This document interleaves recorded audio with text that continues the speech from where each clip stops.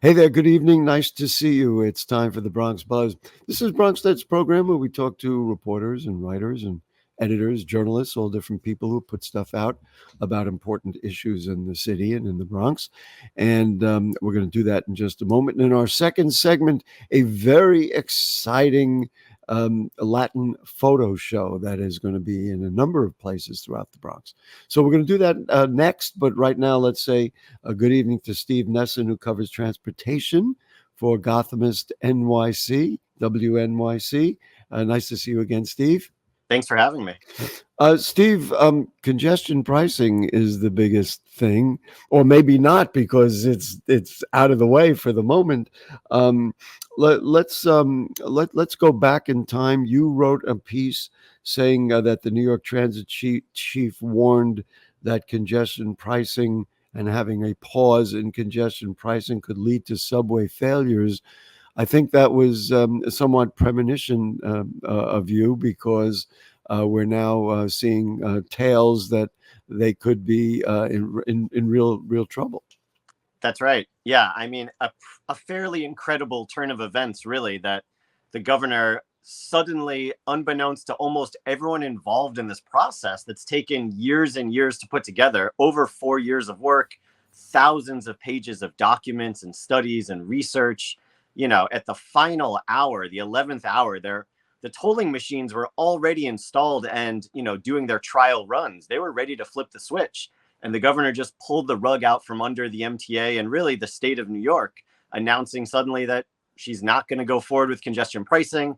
And now the MTA is scrambling to figure out, well, what does this mean? Not just for all the projects that they wanted to do to, with the money from congestion pricing, but also what about the day-to-day operations? Like you were just saying, the subways could fail. They're not saying it's going to happen overnight or in the next year, but a lot of that money that was going to be used to upgrade the system isn't there anymore. And what's left is, what they already have, which is just barely enough to keep the system running in what they call a state of good repair. So the some of the analysis that came out right away was that this congestion pricing was going to hurt the Democrats at the polls, and so then Hakeem Jeffries knocked on the door of the governor and said, Madam Governor, we need some help because if we lose more congressional seats, the whole country will be affected. Do you put stock in that? Do you think that's part of what went in here? Or a lot of what went in here?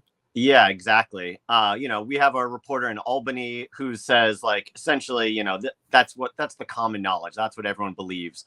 And in fact, at a press conference right after the governor's announcement, a reporter, questioned the governor about her rationale, which she said was to help Midtown businesses, to, encourage New Jersey drivers to go to diners in Midtown. And the reporter asked, how stupid do you think New Yorkers are?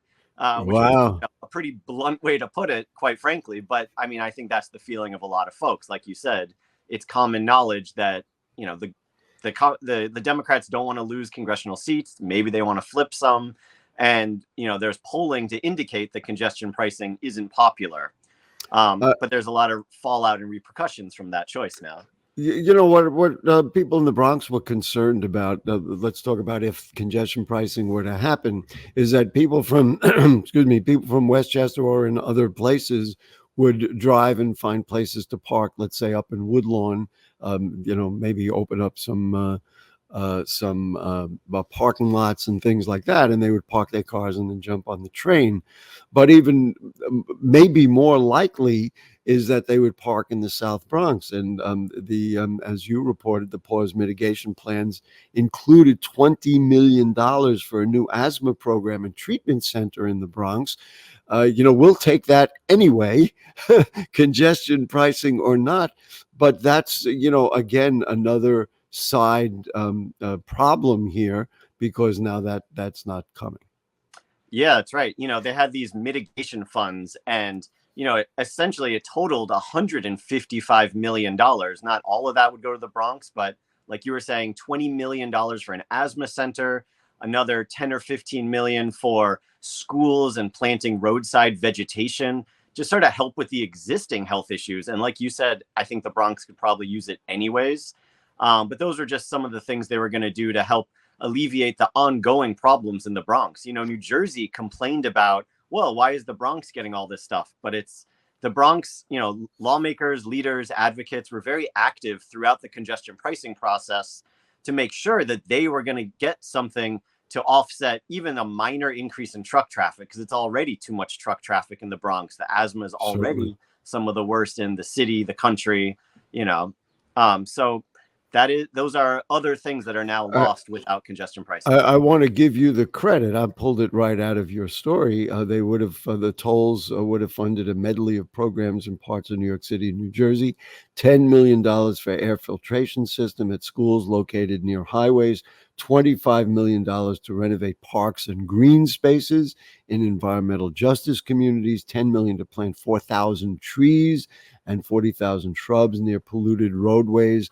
I mean, it, it you know, and then on the other side of the coin, there were many people, and I'm not even playing political parties here, who were like, well, wait a minute, this thing at $15 was a lot of money. Maybe, had they started with a lower amount and then raised it over time, maybe they would have had more people support the concept to begin with. And rather than negotiate those things or work with those things, just cut it. Now, here's my question: Is okay? Let's just take it at face value that this was done because of the politics. Okay, let's just say. But now, after November, could or couldn't the governor just say, "Okay, unabashedly, yes, we did it for the politics. The election is over. Now we can just put it back in place." So it really is only a 5 or 6 month, delay. It, I Or mean, am it, I being Pollyanna here? I mean, it's after what happened the other, a few weeks ago, where the governor pulled the rug out. At this point, I feel like be ready to be surprised. There Oh, could that's fair. be surprises, but like you said, it really is politics. And what does that mean? The governor has her own reelection. So if congestion pricing remains unpopular, maybe she would make the choice to continue to pause it until after after that election, to see how things play out. On the other Wow. hand, maybe it would be politically beneficial for her to turn on congestion pricing and see how it goes. So, I guess it could cut both ways, right? It seems to me, with number one, with all the issues that it's created by not having congestion pricing, that she's cut that you can't just throw it in the garbage. You mentioned 4 years. There have been experts been working on this for a very long time. I mean, even traveling to London and what's the other, Stockholm is the other city, Yeah. that have done very well with congestion pricing, right? Yeah. And Stockholm is like the most fascinating example, because they did something that maybe even New York could have tried. They did a trial run of congestion pricing for about half a year, just Oh, to see how it goes. And they said, okay, we're going to turn off the tolls now, let traffic return to its previous levels, and then let the people vote on which system they like better, with tolls or without tolls. And before it launched, maybe half the public, more than half, 2/3, were against it.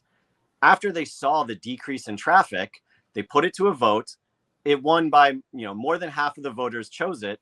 A year later, once congestion really decreased in their downtown, 3/4 of Stockholm residents supported the program. So I I, think once they see the benefits, that really yeah. changes people's minds. I think that one of the things that both cities, London and Stockholm, can show and could lead the way for New York is they also simultaneously really improved their mass transit systems. Wouldn't it be nice? Now, I know that New Yorkers have to take the buses and subways, and MTA is working very hard.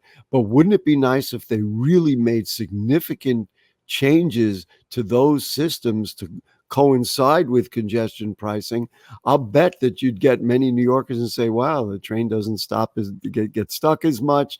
It may be a little less crowded. I mean, there could be any number of fixes that they had done. $15 billion was a lot of money. Yeah, you're absolutely right. And London really is so different than New York in that they put thousands of new buses on the streets before congestion pricing went into effect. So people really did have a different way, a better way, a faster way to get into their downtown area. And that was actually one of the biggest complaints from John Samuelson.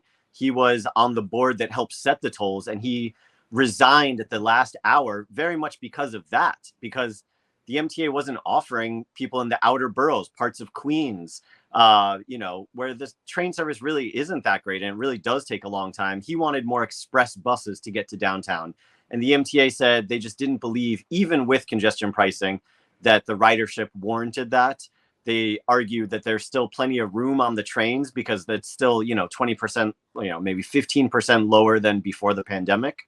So they sort of pushed back against that. I don't buy that. I think that if you put buses in place and gave people systems that really worked, people would, especially New Yorkers, would say, "Okay, I'm going to do it this way." So now there were legal challenges, which you wrote about, they trying to stop the pause, but those didn't go through. Those didn't work. Well, we were waiting for Comptroller Brad Lander to file those. Right. Got a host of advocates there. I think they're sort of waiting to see what happens on Wednesday with the MTA board. Maybe I shouldn't say that because this show will air. You just revealed something. Well, it's going to, Wednesday. We're recording this, folks, on Tuesday, the 25th. So You're saying Wednesday, even tomorrow. Right. So Wednesday, the full MTA board is going to meet for the first time since Governor Hochul put a pause on the plan. They're not expected to necessarily vote on anything, but even Monday, the board is discussing which programs to cut, what the impact of that's going to be, because now they have to really rejigger all their plans for construction as well as their operating side, the revenue, because they were expecting a slight increase in transit riders with congestion pricing. Now that's not going to happen. So all their plans are sort of in flux at the moment, and they're sort of trying to settle their very delicate books, which they had balanced thanks to some more money last year from Governor Hochul. And now things are a little iffier. And the Second Avenue subway, I mean, again, if New York believes that the Second Avenue subway needed to be completed and would be a big boon to transportation, now that is on hold. That's a big, certainly just looking at the transit system, that's a big thing. Steve, we're going to have to go. We can't thank you enough because you've made it clear of what's going on. And I know what's going to happen. I'm going to knock on your door again and say, well, now what do we do? We'll love to have you again. Absolutely. Anytime. Thank you for having me. Thank you. Great. Ladies and gentlemen, Steve Nessen covering transportation for Gothamist and WNYC. We'll take a short break. And then when we come back, yes, as I said, we've got a beautiful Latin photo festival that we're going to show you and tell you all about. Don't go away.